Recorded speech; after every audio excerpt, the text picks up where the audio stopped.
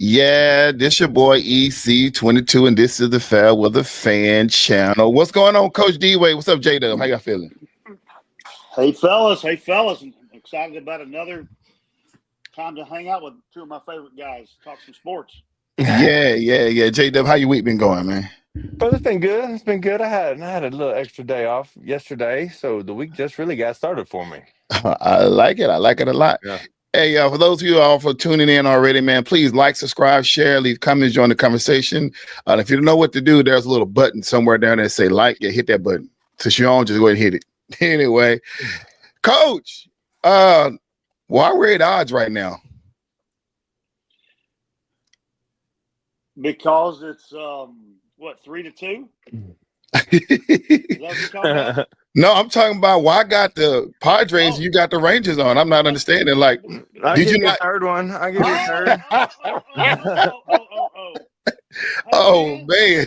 I heard a rumor that we might be talking little boys of summer soon, so I thought I better get my Corey Seager gear on and get ready for him. So, And the Rangers are making a little run right now. I think they've won 4 in a row. They're 7-3 in their last 10. Hey, the Stros are 7-3 in their last 10, and they're on top of that West. And Yes, they are. If we slide on over to the other side of the grid, let's see where my boys Pods are right there. They're 4 games back, so they're right in the hunt. So. They're in the hunt. I mean, that we'll make it. We're gonna be all right.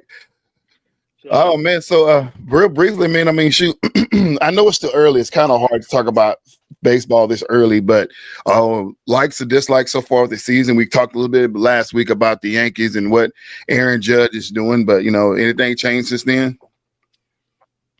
No, I think the biggest part is Soto has proven that he was worth the money he got paid. If you can be worth that kind of money, the Mets are on top of the league. He's got his name in the ring for NL MVP. Again, it's a long season, just like I said with Judge last year. So I think that's been interesting. I think the best story of the whole league is going to be it was dead 2 weeks in with the torpedo bats. I wish we were still using them. I know, right?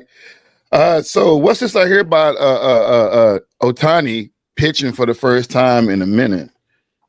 Ain't that's coming up sometime soon, or was it? He just pitched 1 inning either last night or the night before for the first time since he had his, I believe it was Tommy John surgery. Don't quote me on that. I know it was something to do with his throwing arm. So they wanted to give him a year off. He's had over the year off now, so it's time for them to start warming him back up because I've said this 1,000 times, and I'm not being original thought. He's a good batter and a good pitcher. If you take one of those away, he's probably the most overpaid player in baseball. If you take one of them away, if he can still do both, then he earned that large contract. So well, but Jay, I mean, you said he's a good batter and a good pitcher, and I would tweak that a little bit and go, I think he's a great batter. And he's just an average pitcher. I'll say he's an above average batter and a good pitcher. I think that's about as high as I'm going to go for you. Okay. The thing that's interesting is, last year the Tigers came out of nowhere and made a big run for it. And I was really liking them in the playoffs. And here we are. They have the best record in the American League. Yeah. And I really think they learned a lot last year in the playoffs, getting a taste of that. I think I picked them to win the pennant. Now I've heard some rumbling out there that's saying that. Of course, obviously the Detroit fans will be excited about what they're doing, but there are some who still not believers yet. Well, I mean, you always get that, But if I can be a homer for a minute, this is the first time since the Rangers have been in Arlington that they actually got what appears to be some consistent pitching. Yeah. Okay, and we know their bats are going to come around.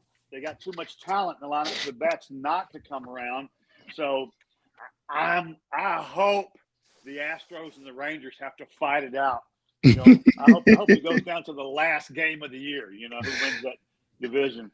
You and everybody else that's in Texas, man. Because I take it split down the middle, boy, between those two teams, man. True that. So, who you liking, Eric? Besides your hometown colors there. I mean, I'm a fan of controversy, so I'm a dare say it. I know J Dub probably smack his ears, but I mean, the Yankees, man, they seem like they're the complete team right now. So they're, like I said, they're in the top 5 of all major categories right now. And like I said, I know it's still early season, but I mean, it's kind of where we are right now. And but so, go ahead. And the Yankees are always going to buy their way into the playoffs, and we all know that. But a lot of the reason they're leading those categories you're mentioning is because of that first 2 weeks of the torpedo bats. The number of RBIs, the number of home runs, the number of hits that they had for 2 weeks has still got them inflated. Yeah. Now, they're a great team. They're always going to be a great team. That's why even those that love to hate them, we still watch them, right? I mean, it is what it is. Right. So we're gonna see if they can close. The boys of summer, the separation starts, end of July, early August. Right. And we're gonna see if they can hang through the season. Hey, what about the other team in New York that we rarely ever talk about? Well, Jay mentioned that when he talked about Soto. That's who I would rather talk about. Well, go ahead. No, I'm just saying, the Mets, the only thing that's going to be wrong is since they play in the same division as the Phillies, and since Coach has family there, and I root for the Phillies a little bit, and I root for Atlanta. So the only thing going against the Mets for me is the fact that 2 of the other teams in their division are 2 of my all-time favorite teams. Yeah. Facts. You forgot one other team that's over there, too. That's in the West. That's in the West. I'm talking about the NL East. I'm talking about the NL East. NL East. I thought you were talking about the whole National League. I'm sorry. No. And everybody has 2 favorite teams. You should in both leagues. And for me, it's the Phillies and the Pods, and has been for a long time. And then in the American League, obviously, it's the Rangers. And strangely enough, I root for the Astros because they're another Texas team. But hey, before we move, a shout out to Trent Grisham, who is one of the rotating outfielders for the Yankees. He's a hometown where I went to high school, North Richland Hills kid, proud of Richland High School, my alma mater, and so I've got to play in a couple of his golf tournaments. Good kid. He's having a good year for the Yankees. So he's in there with Judge and with Bellinger and with who's the other outfielder out there that's doing pretty good. He's one of the rotating outfielders out there. So you ought to look him up sometime, Eric. Trent Grisham. Trent Grisham? Okay, yeah. I'll definitely look at him and then pull him up and maybe get some highlights of him and play it on here since we familiar with the kid. Yeah, I don't know if I could do it. I might. Their schedule's crazy. I was going to say if it was an off season, I'll get him on a show like in the fall or something. Yeah, he's real chill. So that'd be awesome, man. Yeah. All right, let's transition into the WNBA. Before I do that, I want to make this public announcement to all those who watch the FairWeather Fan. Listen, the other day I was on the phone talking to the owner, executive producer of the FairWeather Fan Podcast, and we had a hard conversation. And one of the things that he decided that he wanted to do, and we ran around the table a little while about it. But at the end of the day, I can't argue with the owner. But he suggested that while we talk about other sports, that this channel has been dubbed exclusively for NFL football and WNBA basketball. Now we will cover all other major sports. When the time, but those the 2 he want to highlight. And I was like, people may not like the WNBA, but he's like, I hired you to do a job. So at that point, I like to say I work for him, so that's what the owner said, and so that's what we're gonna do. All right. So with that being said, we're gonna talk about the WNBA. Man, oh wow! This week we had some action. Man. Rickea Jackson, man, on Wednesday showed out for the Sparks, man, dropping 30 points over the Las Vegas Aces. Our girl Asia goes out with a concussion in the 3rd quarter. But man, I've been following the Sparks team since they got Kelsey Plum over there. And I've been saying for the longest, JW, you've been hearing me that they need something out of Rickea Jackson. She's one of the most athletic females in this league, but she has been a no-show. But she showed up this game. This is crazy. Man, that was a big game for them. Just like you said, it hurts the league to lose Asia to a concussion. Hopefully, she's not out too long. But Yeah. man, the sparks are only getting better, and Rakia's only going to get better, especially if if Cameron will ever come back, then they'll Yeah. have a big presence on the inside on defense. Yeah. That's a team that's still putting their pieces together. I hadn't got to see them play last week. I mean, I saw the highlights of that game, but I didn't actually get to watch the game. They're putting it together, but they're still towards the bottom at the moment. But we still got 30 games to go. Yeah, I think the main thing is hurting him, and it's helping him by hurting him.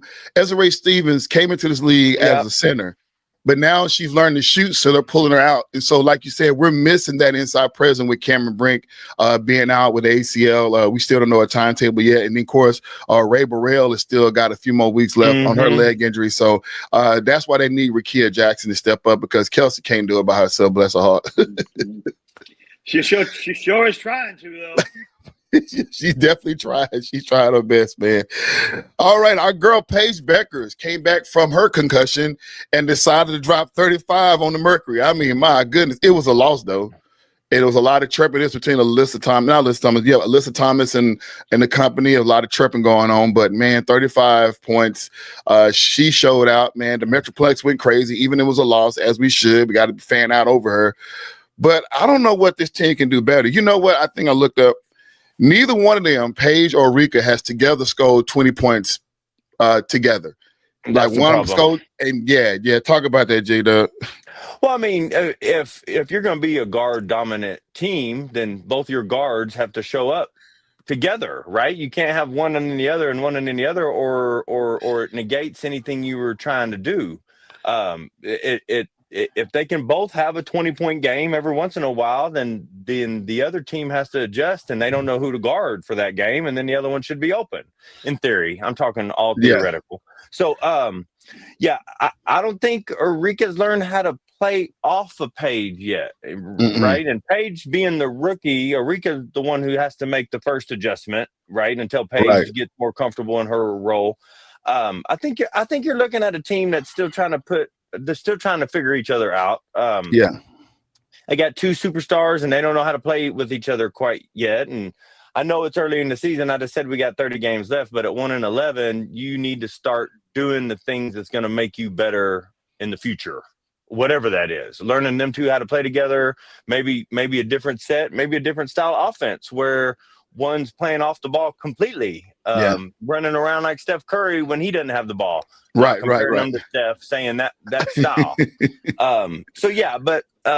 I think they got plenty of time if we're looking at the big picture of figuring it out together. I mean, Rika's what? Is she 27?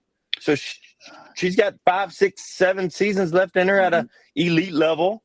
So I think they're going to be good, but they need to go through these growing pains for sure. Yeah. Hey, Coach D-Way, so I'm going to throw this question at you. So last year, Rika Gumawale was in the least top 5, I believe, in scoring, right? Even though their team was not that great. We see them get a number 1 spot. But she did all she could. Now she has spurts to where she may hit 8 points, and then she may have 2-3 games later, may come out and drop 30. Like, very inconsistent scoring. But Paige, however, our girl from UConn, has been as consistent and have scoring, I mean, as well as any rookie can score. Averaging 15-some points a game, doing her job, coming out there. Is this coaching, or can you see these women surviving together? So that's an awesome question. First of all, J-Dub said it best. This team's going to go through a bunch of growing pains. This team is not going to win as many games as us three want them to win this year. So we might as well go ahead and get mentally ready for that. But if they can get better by halfway through the season, and then if they can get better again by the end of the year, because this is not a playoff team. We all know that, okay? Facts. We all want them to be a playoff team, but they're not this year, okay? Facts. So what I want from a coaching standpoint is I want to see them get better every week. And I want to see them be more competitive. Then they're fighting with a short straw. We talked about it. They have no beef inside. I don't think they're 1-11 because of their bad offensively. I think they're 1-11 because they're still getting used to each other, and they just don't have any beef, any bigs inside that can take up some space and do what you need your big guy to do. You know, if they had a non-athletic Rudy Gobert, they'd probably be they wouldn't be 1-11. They'd be probably 4-6 or 5-6. And so hang on, Jay. And okay. So don't forget what you're going to say. And then lastly, Eric, you said it, J-Dub said it, and Simba said it, and I was the only one that didn't get on board with it. This gal over there and playing over there for the Wings. Yeah. This number 1 draft pick chick that I wasn't I wasn't drinking the Kool-Aid. Y'all remember? Yeah. I wasn't drinking the Kool-Aid. Dude, she's special, man. She's special. She has got it going on, and she is only gonna get bigger, stronger, and so much better. Jada, what were you gonna say, man? So the only thing I was going to say is, I know they've lost 11 games, and I don't have their schedule pulled up in front of me or nothing, but I know at least 4 or 5 of them, they were in the game, right? Those games that could have gone either direction. So I know they've been blown out a couple times too, but they're competitive in most of their ball games, which I think is what we want as fans. Right.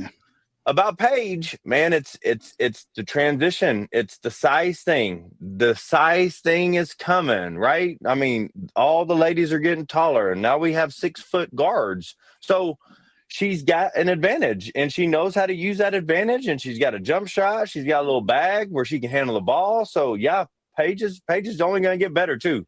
Yeah, shout out to Simba. He told all of us that she was skilled, crafty. She had good court awareness. And before I forget, man, shout out to Simba. He got engaged this weekend, guys. So snap! Yeah, he's talking about. I think he's going to be on the podcast here in a week or so. But okay, cool. But to answer your question, Eric, I think it's a combination of everything. Yeah, I think it's a combination of the coach doesn't really quite know how to. She's still trying to figure out where all the pieces to the puzzle go, how they fit. And then the pieces of the puzzle have to kind of figure out how they're going to work together. So, right, Jay, I think it's a little bit of all of that, I agree. Chris, what's his name? Chris Coklays is their new coach over there. And I'm telling you right now, I'm not a fan right now. And, I'm not impressed. I can take losing. All right, I can take losing, but when you're looking at the way the ball has been moving, the way they've been playing, Maddie Sechrist is a whole lot better than what the stats show. But I don't think they get her involved enough. I don't think they find her enough. And when she gets the ball, it's not in the place where she's best, in her sweet spot.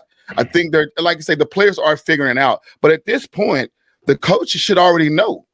You got playbooks for a reason. You don't see them running a lot of plays. They're running just traditional WNBA plays, you know what I'm saying? And obviously they're trying to make sure that Paige get off to a good start, make sure she take the shots she needs to take. You see Arika, when she's in her bag, she's coming out there just jacking up shots. You know what I'm saying? When she's hot, you got to feed the hot hand.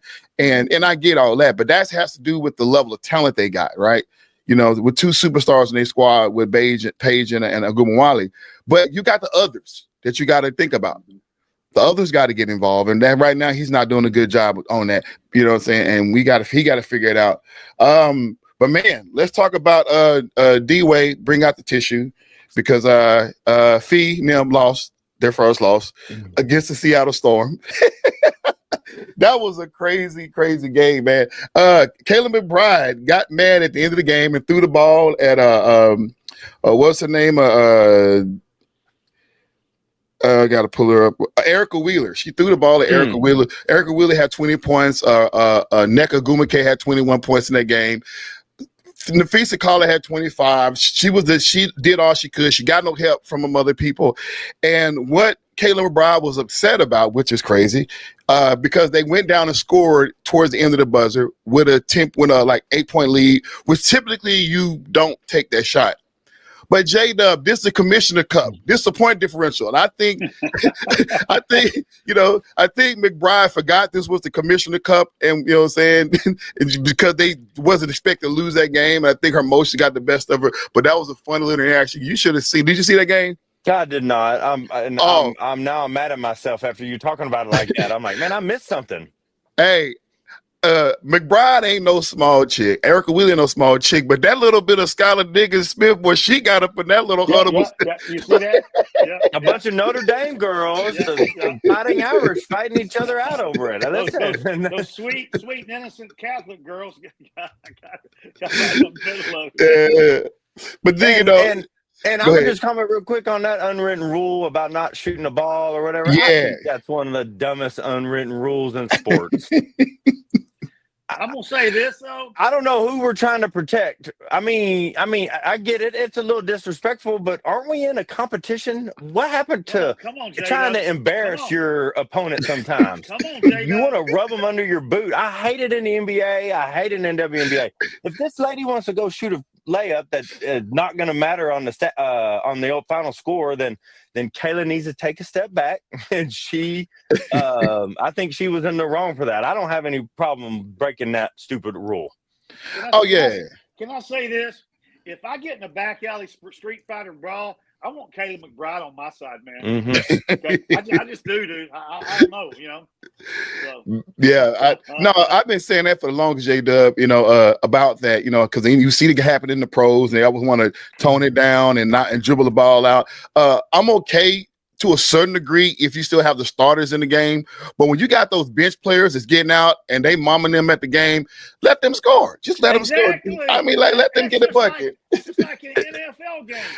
But there's a shot clock for a reason. I can do what I want to do for my shot clock, and you can do. If you want to follow this unwritten rule, I ain't stopping you. But next time I get the ball, I'm gonna dunk on you.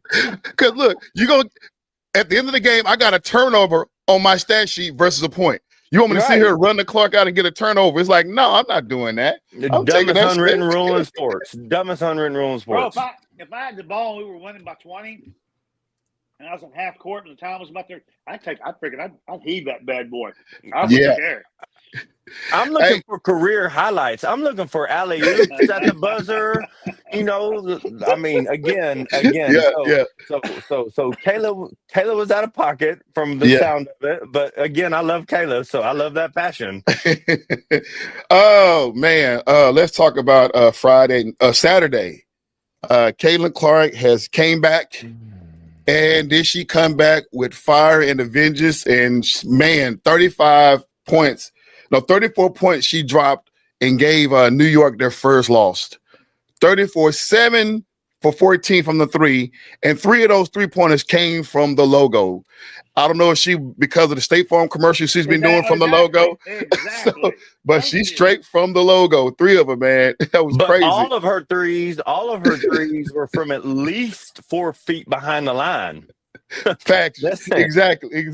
So I feel like she was trying to come out and reassert herself after having some time off. And man, that team looks so much better when she's up there. I mean, we talked about her not being there and just, how they struggle. I mean, Kelsey Mitchell was doing the best she can, but moment Caitlin get back, everything changes. They're back to normal, man. They're back in the playoff contention. Knocked off the reigning champions. I mean, what better, saying welcome back to the WNBA with Caitlin Clark to do that, man. And the fashion that she did it in, that was crazy. Lexi Hall dropped 14 points, which normally don't happen until Caitlin's on the court. That is crazy. I mean, it's just crazy how it changes the defense so quickly. I mean, so quickly. And then I think my favorite play, because I did get to watch that game, is after she hit one and her and Brianna were John in a good way. They were good, John. But that's just a sign of respect. And I mean, again, I think New York is still the favorite to be the champion again. But and then Sabrina had a good game. But I mean, there's not many players in either basketball league that has a green light to launch 14 3-pointers, right? Right. That's her. There's not many people who can do that. I just find it interesting that for a couple things.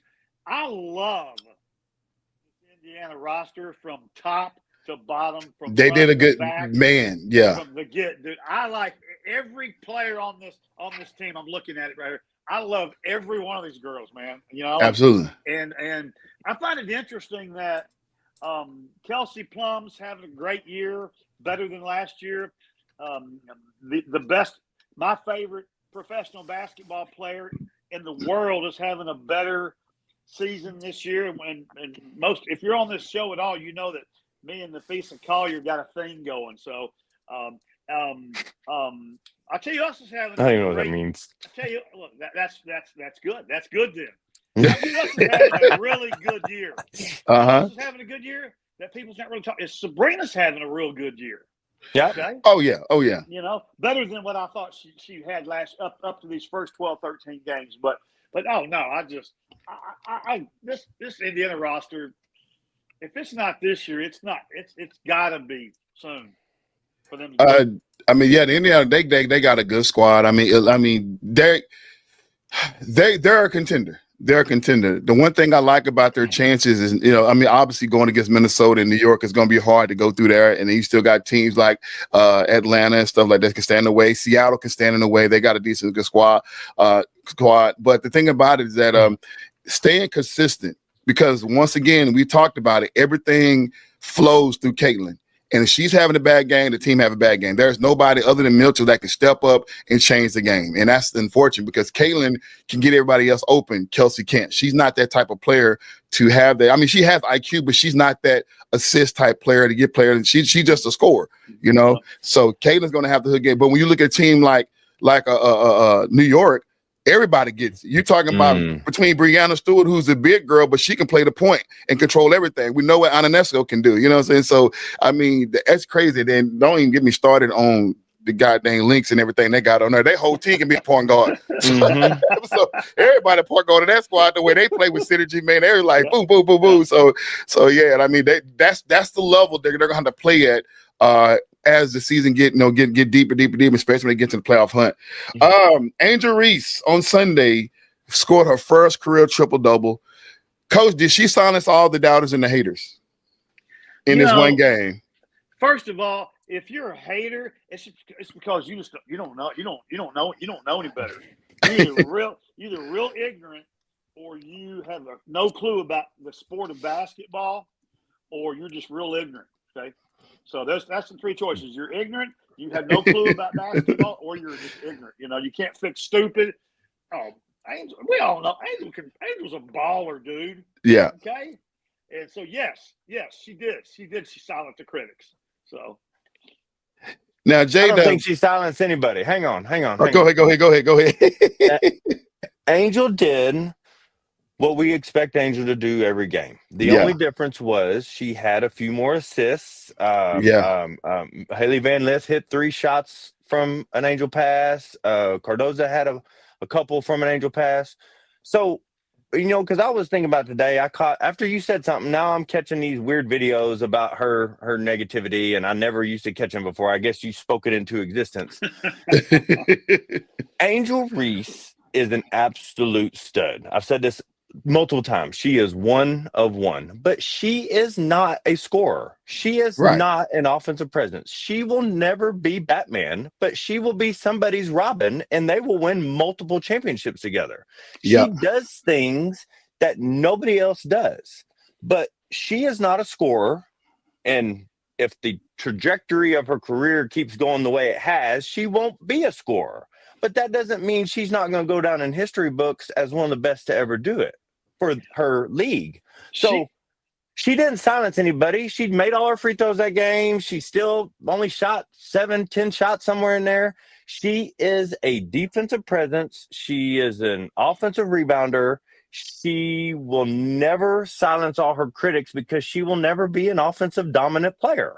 Well, and having said that, she's a girl that could have a career average when it's over, a career average double career average. Absolutely. Absolutely. For sure. And on a lot of nights, she's going to have some triple doubles, depending on how many blocks or assists she can get, And as her offensive IQ goes up, and she realizes that she doesn't need to shoot this one-handed ridiculous shot over Jonquil Jones, and she finds Haley Van Lith, or she finds a kick out and they hit that shot, she will have more triple doubles because she'll get more assists when she starts making the right play more consistently, which she's starting to do that.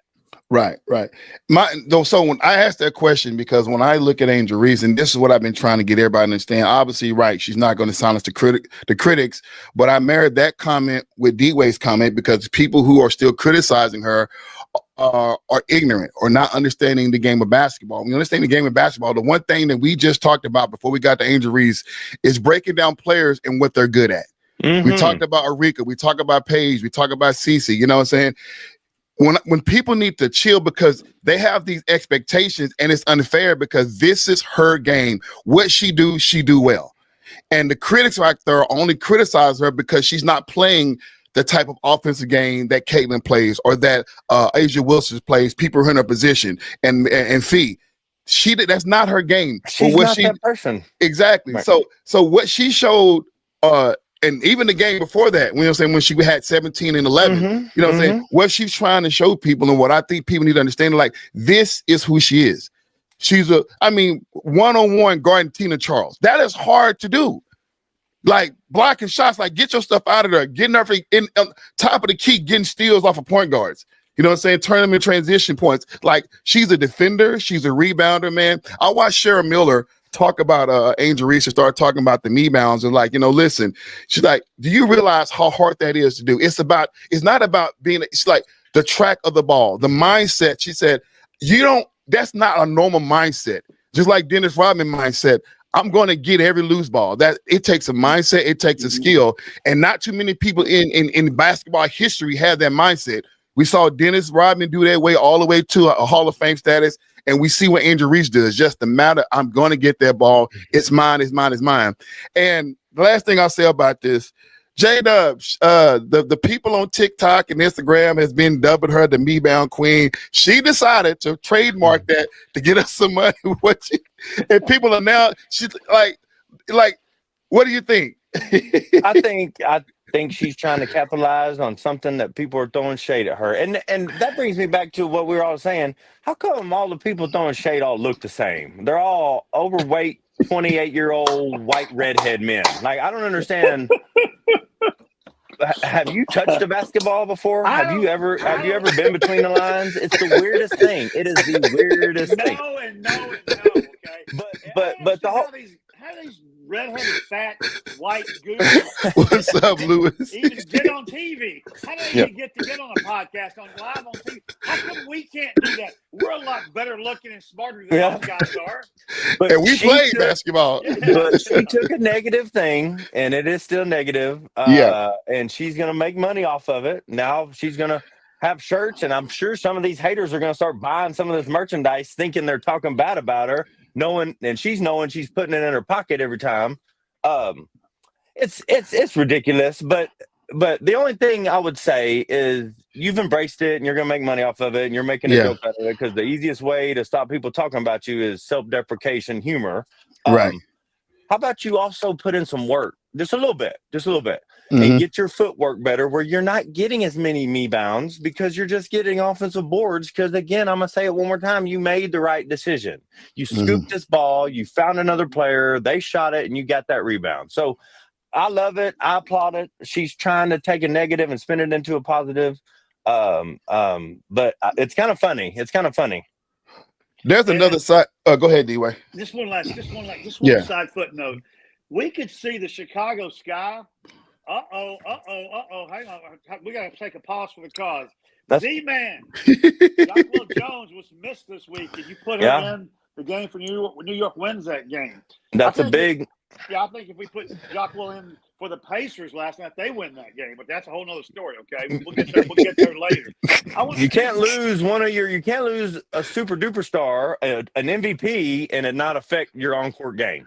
Good call, Z-Man. So what I was going to say, just a little side footnote that I find interesting is we could see the Chicago Sky have Angel and Cardoso both average a double-double this year and then miss the playoffs.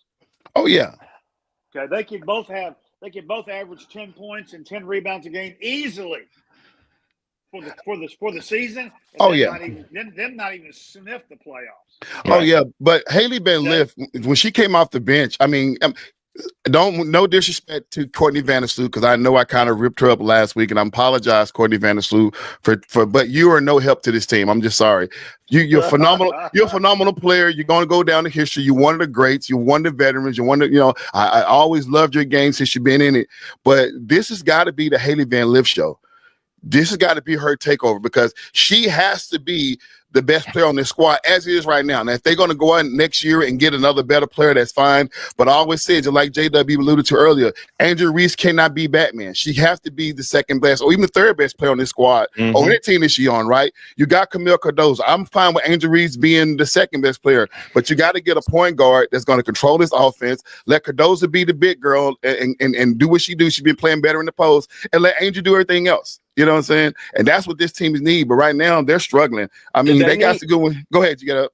They need some perimeter D. And as much as a fan I am, they need some perimeter D. And Angel can be perimeter D, but then you don't have any post D. So, right, they're the exact opposite right now as Dallas. Dallas has these two phenomenal guards and is missing every other piece. Chicago has these two phenomenal forwards and is missing every other piece. And as big a fan as I am of Haley, she's offense only. She is not big enough to guard Paige. She's not big enough to guard. She proved, we all watched the game 3 years ago, she can't guard Caitlin. She's given up 4 to 5 inches against these next level guards that are coming in.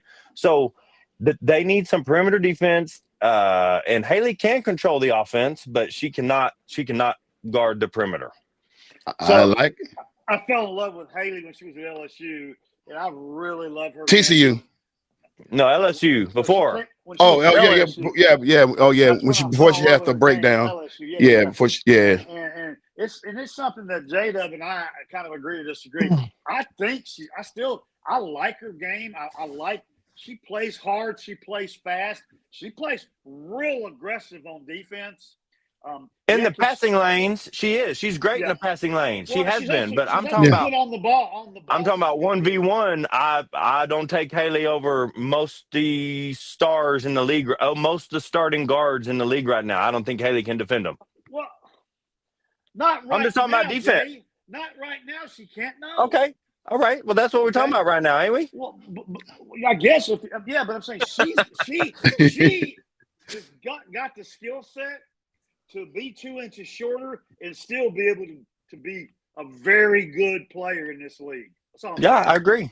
Yeah, she definitely has that dog in her. She has that mentality. She has the IQ of a defender. But I think what J-Dub is talking about, having the mindset, having IQ, but then having the actual talent you can I can start some guards, but when you start looking at those bigger, saying 6'1", 6'2", 6'3" guards, this gets a little harder because especially those quick ones, those are ones because they're just going to just first step you all the way to the paint and then step back and bust on you. You know what I'm saying? So that's what's going to happen. I'm looking at somebody who's not a big guard, but I'm looking at somebody like Alicia Gray.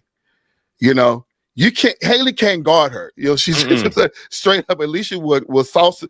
Because Alicia uses her length to advantage. That's how she get past the defender. And then, like she said, the ability to stop on the dime and hit a mid-ranger. We saw her the other day just torch, drop 30. So I mean, and also, I'm sorry, but also remember that during the natural ebb and flow of defense, that your guard is also responsible for guarding your small forward at times on screen and pick and roll. And again, she, as great as she is, as big a fan, I love that she went to TCU and LSU, two of my favorite schools, but she just doesn't have the frame. So she's going to have to find another way to guard 1v1. I'm not talking about passing lanes. I'm not talking about team defense. I'm talking about when you're on an island by yourself, you got Plum in front of you, you got CC in front of you, you got somebody who can do something in front of you. What do you do? And she's got to figure that out. And Plum is 5'8", and I think I see Haley as a younger version of Kelsey Plum. And you can disagree with me. She's a younger version of Kelsey. But I'm telling you, dude, Haley's not going to be a superstar, but she's going to be a presence in this league in the next 3 years. I think she had the potential to be a superstar. People like Kelsey Plum, Mama Gray, Chelsea Gray, so those type of guards, even a Kayla McBride. I think that Haley has the speed to stay with them. It's just when you get to those bigger 5'10", 5'11" guards, those are the ones that's going to have a hard time, right? But if she is the offense, right? they're not going to expect her. They're going to find that other person who ain't doing nothing. Like, go guard her. We're going to put somebody else on. But that's what Jay said. Even with her being on the squad, that point he's making is still valid. You still got to find some perimeter defense. If it ain't going to be for Haley, you got to get some other girls, because what they have right now, boy, they couldn't guard a standing pole in the cement. It's like, man. Let's transition to the NBA Finals, because here we are, man. J-Dub, I'm going to ask you a question. Do you think D-Wade has changed his mind? Well, based on straight numbers, he had to change his mind. Right? But again, I don't think anybody's out. I don't think anybody's out. That's coming from two guys that said, one said that the Oklahoma City was going to win in 4, and the other one said that Oklahoma City was going to win in 5. So I said 7. I'm not even hating. I said 7. I'm not any far off than y'all are. No, you are not. But hey, Coach, I said 7. I do like what Jay said, that it's still anybody's game. Man, whoever's leading with 5 minutes in the fourth quarter, that's who's going to lose, right? That's what we've seen. Whoever's leading with 5 to go is going to lose the game, and it happened again last night. Right, exactly.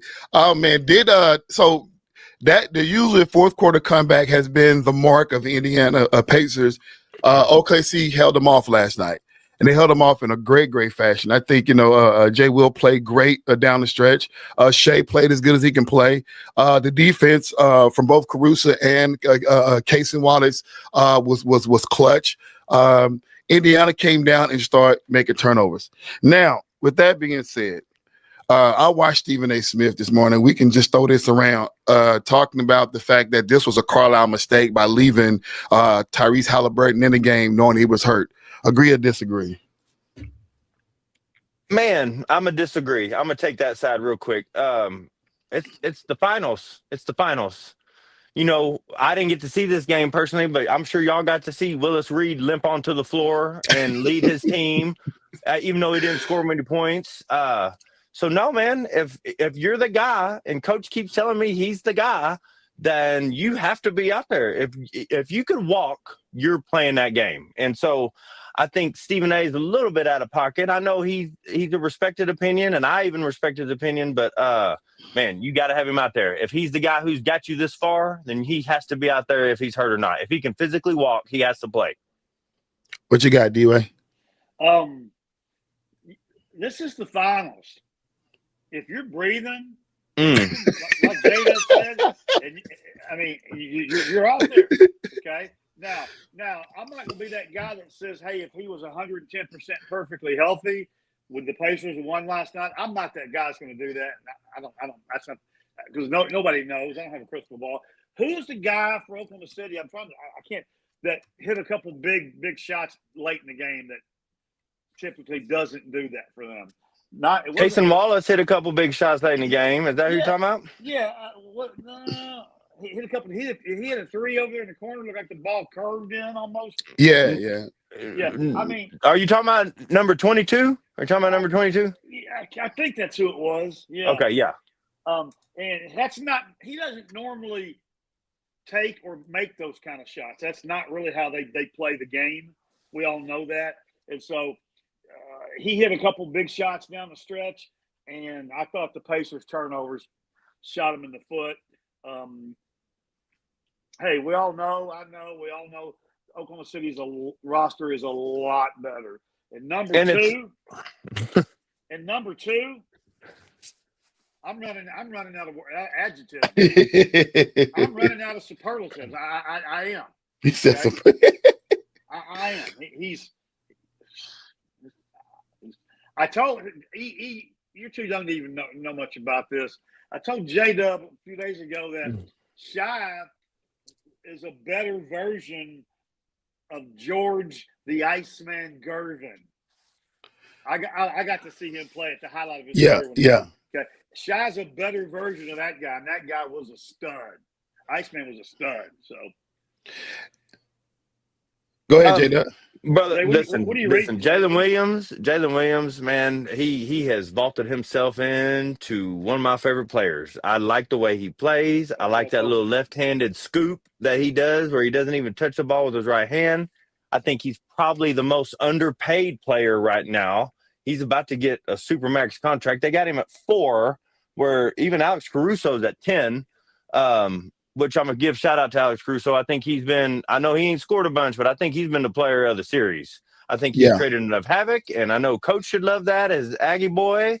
But Jalen Williams, man, I think obviously he had 40 points last night, but I think even all his other games, I think he's proven that Shea can. It's hard to double team when your other guard is as good as Jalen is, right? And Jalen E-N, not I-N. They got 2 Jalen Williams on that team, which is crazy to me. Yeah.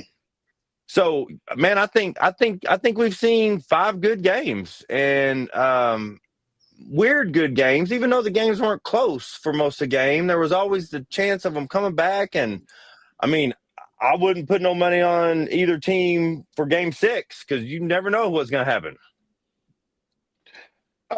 Z-Man said Carlisle's a great coach, but he missed us when his bench is deep. TJ was playing well, should have gone to his bench. Tyrese Halliburton was turnover machine, couldn't score and defend. And he answered the question. So he kind of agreed with Stephen A. But I'm with you guys. It's easy to say that now after the game. Mm-hmm. You know, and this is the thing that I in no disrespect to Stephen A. Smith, and I appreciate what Z-Man said. It's easy to say that after the game, but nobody would have put their chips on TJ having a great game at the start when the jump ball. Nobody's gonna say, you know what, Halliburton, how's your leg feeling? Go ahead and sit this one out. TJ, come on up. Nobody would have thought that, right? Nobody would have gambled. We like, no, if he out there walking around, they would agree with us, right? Now, I think what Z-Man is saying, and I think what Stephen A. was trying to say, is that as the game progressed, but at the end of the day, we know that Halliburton typically get hot, right, in the fourth quarter. So you're trying to wait till we get to the fourth quarter, and I'm assuming that's what he was thinking, to see he's going to have a game, right? But if the player feel like he can play, you know, that's on the player. I mean, at this particular point, because you ask your coach, hey, man, you know, the coach asks your player, hey, are you good? Are you good? Are you good? The player say, yeah, you got to go with that, right? And so I don't think that you can throw that all on Rick Carlisle. But what you can throw on Rick Carlisle is that he let OKC beat them at their own game. 14 for 32 out of Oklahoma three-pointers. They are not a three-pointer shooting team. Y'all let OKC jack up 32 three-pointers, 32 three-pointers on y'all. That's not their thing. But they beat y'all at your own game. That's a problem. And that was my point about the game last night. That's not the way Oklahoma City. Facts, Lewis. Facts. Man, that's exactly right. It is so easy to Monday morning quarterback. I'm sorry, Coach. Keep going. I'm just saying that Oklahoma City won in a fashion that they normally don't try to win a game. Right. Okay? And so it was just unusual for them how they won. Taking so many threes and making so many threes, and as a result of that was the difference in the game. So, and I'm gonna add on to what Lewis just said. This man has won 3 games at the buzzer for you, and another 3 with a few seconds left. Right, he's earned the right to make the decision whether he wants to go in the game or not. Absolutely, and Carlisle respects him for that. Yeah. Facts. You gotta let him go, man. So, D-Way, once again, I mean, after seeing what we saw last night, you still sticking with Pacers? Obviously in 7. I'm still rooting for the Pacers. Oh no! I'm still hoping that the Pacers win. And hey, either way, my hat is off to the man Rick Carlisle. Yeah, for sure. Yeah. So Oklahoma City should finish this game. They should finish this series off. So, J-Dub, can they win? Can they go back to Indiana and bring it home? Well, they've already proven they can win. I believe they're the early betting favorite already. I know we got 2 days to go before the game starts, but right. Especially if you're game saver, if your guy, if he's got a right calf strain, if he sits out, then I mean, I guess the most. I know McConnell's been having good games. Siakam has proven to me, just my little world, that Siakam is a top 10 player right now. But I've been really disappointed in Toppin. I wanted to see more from him. I thought he had physical dominance over most of the people in Oklahoma City, except for Dort. We can all look at Dort and see he's physically bigger than everybody else. But I think Toppin's been a disappointment. So I think Oklahoma City's going to win going away. But you can't count anybody out, even if they're down 12 points with 4 minutes to go. Are you saying you think they're going to win going away in Indiana? Yes, I do. Okay. And this goes back to, and I'm gonna throw a rock in the puddle and kick the beehive real quick and pull something back up. When we look at today's NBA, you don't see too many out of the 30 teams we have. We can kind of count on maybe two on one hand how many back to the basket big man we have. Post players, finesse move, feet work, right? When you look at people like Toppin, who's big, when you people like the guy we chewed up a few weeks ago over in Minnesota, Rudy Gobert, and we look at these guys, man. Even look at people like the other guy in New York, Karl-Anthony Towns, right? Yeah. And we can go down the roster, even the Mavericks like Derek Lively's and like the league don't have post players. But they have size, and we're looking for hard dunks, put back dunks. We're looking for pick and roll, catching alley-oops and stuff like that. But that's not an offensive, give me the ball, let me make a decision. You don't have that, right? You need finesse players. You need guys that can step back, shimmy shoulder, over left shoulder, over right shoulder, get you buckets if you're going to count on their size. Otherwise, if you can't count on that, I don't care how big they are, they're not a factor. They're just not a factor. And when you look at people like Holgum and the guy, Giannis Antetokounmpo, right? They're not back to the basket guys, but they know how to use their size to put the ball on the floor and get to the basket. That's a problem I have with today's NBA. And same thing is true. Miles Turner has been absent for this series. Facts. I know he's had a couple double-digit scores. Toppin has not. I already said it has not done what he's. So Siakam, I feel like a lot of times until Halliburton gets going, Siakam's out there by himself, dominating both ends of the court by himself. He has to, because but some will argue, but he is the best player on the Indiana roster right now. No, by far. Well, and it's interesting you say that because the only Pacer who made the All-Star game was Siakam. Right. Yeah. I know, and that was Halliburton was kind of upset a little bit behind that, but he was all right. But Siakam is and like I say, but you're not gonna, when you think about the greatest players in today's game, or even this year, his name is not gonna come up. You forget he made the All-Star. I forgot he made the All-Star, right? So but that's what I did too, right, Jay? yeah. But in watching him through the playoffs, man, he does all the little things, and he's a big who can control the ball. He plays defense, he rebounds. I'm not saying he's a back to the basket guy, but when he gets an offensive rebound, he knows what to do in the middle some. He has become one of my favorites. I'm gonna be honest with you, and I'm not typically an Indiana Pacer fan, but I will watch them next season just to see him. Right. And yes, the NBA has been focused more on 3-point shooters, and the new fan base love it. So I don't necessarily like it. I want to see the griminess part. But the reason why I threw that out there about the lack of back to basket players is because we got all these guys who watch the NBA, who love the NBA, but then they turn around and they scrutinize Angel Reese for what she does well, even though she's not a big scorer down low, but she chooses her shots down low. She's not going to shoot too many mid range. She's not even on a fast break. She can at least do like some of the guys come down when you when it's 1 versus 2, a double team on the fast break. Most of them pull up, do a one-legged fade, get the little floater in. She's going to take it to the basket with 2 defenders, and she's going to miss shots, right? But they scrutinize her, but we look at all these guys in the NBA that can't make baskets. To the basket, scrutinize them too, right? You know what I'm saying? But these guys are heavy on her. I'm like, she's 6'4". Like I'm 6'4", and you look at these guys that are 6'10", 6'11", 7 foot missing layups. So but they're starters, saying those squads. So it's not as easy as people think it should be for her, right? But I just want to keep the little hornet's nest right now. Alex Caruso, is he the X factor going to the next game? Yes, undoubtedly, yes. So, D-Way, now, with everything we just talked about with between TJ McCullough or Halliburton, now you're going into game 6. What do you do?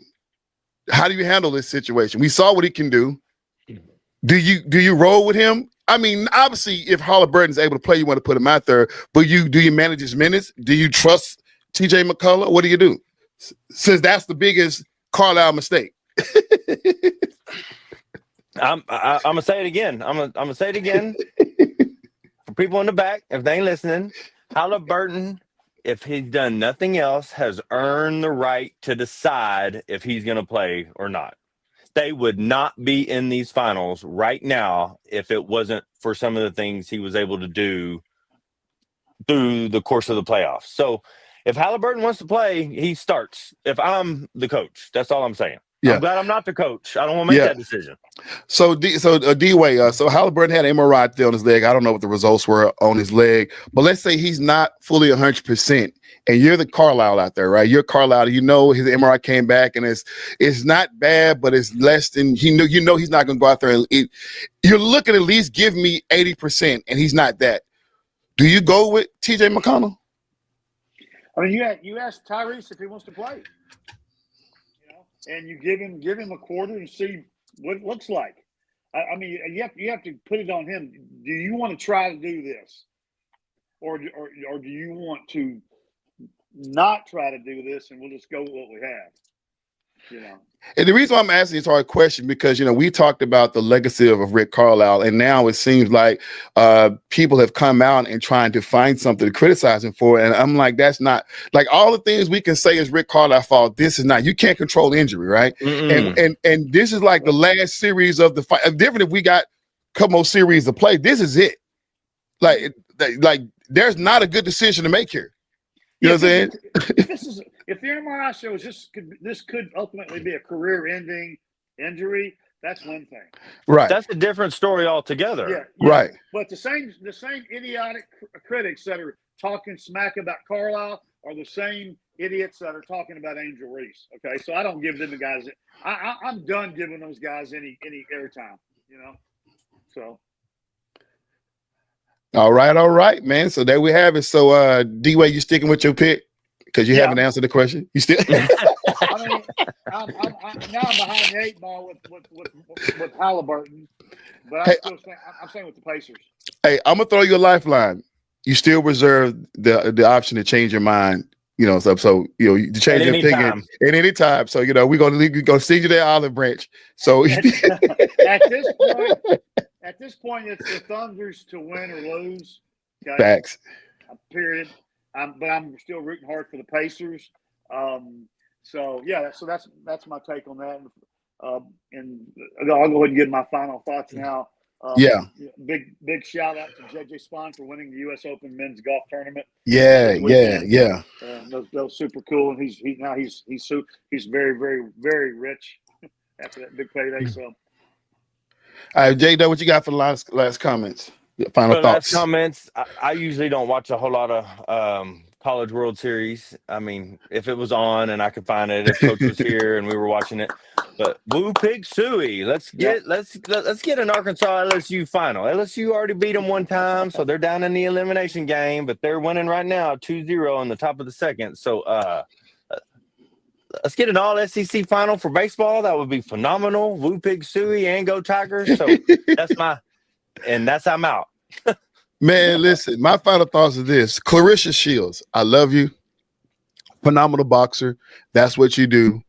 But you being upset because you didn't win the BET Sportswoman of the Year award, you have to understand the nature of media, right? Nobody's watching women boxing at this point because there's now a competition. I'm not saying that you're not having a hard time fighting, but nobody's interested that much in women's boxing. I am, but it's just not something that's on every single day, right? Angel Reese has been in the media since her sophomore year in college. And now with 2 years into the WNBA. She's done a lot. They're facing a lot of scrutiny. This award has more to do with trying to boost her confidence and protect her image than it has to do with her skill set on the floor. Because BET, they can decide what they want to do, right? We know you're the baddest woman in boxing, but who have you fought to really challenge you lately? Hey, wait. You listen. You open a little can, and I have one statement I want to make. Go ahead. I'm not against Angel winning it, but I will agree with Clarissa. Yeah. your dominance in your sport has to come into play a little bit when it's called Sportswoman of the Year. Okay. Right. So we have a young lady in the WNBA who was MVP runner-up, championship runner-up, started her own league that was very successful. I don't understand, and I hate saying this name because we all talk about her so much. I don't understand how it wasn't Nafisa Collier. I'm going to be honest with you. For her league she started, for her success on the basketball court, for the way she carries herself off the court. I'm not against Angel getting it, but I think it was a huge snub that Nafisa didn't get it. That's my two. And I agree with Clarissa, but I agree with you. I mean, I knew she won the Olympics, but if you asked me the name off the top of my head on a random Tuesday, I wouldn't have been able to tell you Clarissa Shields. My whole thing is Angel was worthy of it. So the question is somebody else more worthy of it? Does that make sense? Right. And that was actually the second part that I was going to talk about Clarissa Shields. You have to understand the BET Awards, right? The BET Awards is not about choosing the best of the best. It's clearly a who's and the fan favorite. Has nothing Social to do with anything. Comes into it. Everything. It's, you can, especially when they choose who's going to win it in music genres or whatever they're going to do. Even when they do their Lifetime Achievement Award type stuff, it's just like Jamie Foxx got the Lifetime Achievement Award, and there's other people out there who've been in the game a lot longer. It's random choosing, right? So BET, they're the whole little ecosystem over there. They're going to do their thing, but Clarissa Shields, don't trip because it's just BET. They're not the Grammys or ESPYs or anything like that. So just, stay in it. Don't get salty, about it. It is what it is, right? Let Angel have a little fanfare because BET just trying to do their thing and protect her, whatever. It is what it is. But that's my final thoughts right there. and you barking, Clarissa, isn't going to take the award away from Angel. It's actually going to make you look petty, is what it did. Right? Because you're a whole lot older than that's a little girl. There you go. Yeah. But Clarissa, you can go and just fight the BET people who choose you. Just go up there and start swinging on them. quite literally, go fight them. No, Clarissa Shields, she's a sweetheart though. But to her defense, not that I agree with her tripping about the BET. She has been screaming from the rooftops about getting some type of recognition by being in a sport. Right, the movie she put out, the biopic she put out about her life, didn't do as well as she thought it would do. And so it was she fought everyone in front of her. Yeah. What's going on, BET? She did fight everyone in front of her. She did her thing, and she deserves some press. But I believe it's got to come from a higher level. They have to make a decision, especially in the boxing world, to go ahead and give her flowers. And she's trying to do it on her own, But she's going to be all right, as long as she stay in the game. But somebody is going to have to come out and fight her. It's going to have to be a real, real good fight. She jumped all the way up to heavyweight and beat that girl. But the girl she fought didn't have a long professional career. So that's just that. But who wants to fight her? Everybody's scared of her. I wouldn't fight her. So it is what it is. All right, man. That's our time for today, man. Thank you guys for watching, man. Check us on the next week, 6 p.m. Central Standard Time. And man, what's going on? I know my team is getting ready to play right now against the Dodgers, so we're gonna see the Padres. Is Tony at bat? If he's pitching right now, I don't know, but whoever it is, we tan them. Our bats are open. We winning this game tonight. So there we go. Yes. Padres will win against the Dodgers. Whatever EC said, I'm on board with, man. Padres will win against the Dodgers. Yeah. And if the Dodgers win, it's easy. I'll just take my Padres hat off and put my Dodgers hat on. It's simple. It's a FairWeather Fan. Up for every team. Exactly, man. It's your boy EC22 along with J-Dub and Coach D-Way, man. This has been the FairWeather Fan channel, man. Please, once again, like, subscribe, share, leave comments, because we want you to join the conversation. And for those who've been joining, Lewis, Z-Man, Bob Nowitzki, Ben, what's going on? Appreciate you guys. Jonathan G, man, as always, man. Thank you guys, man. Salute, and we are out.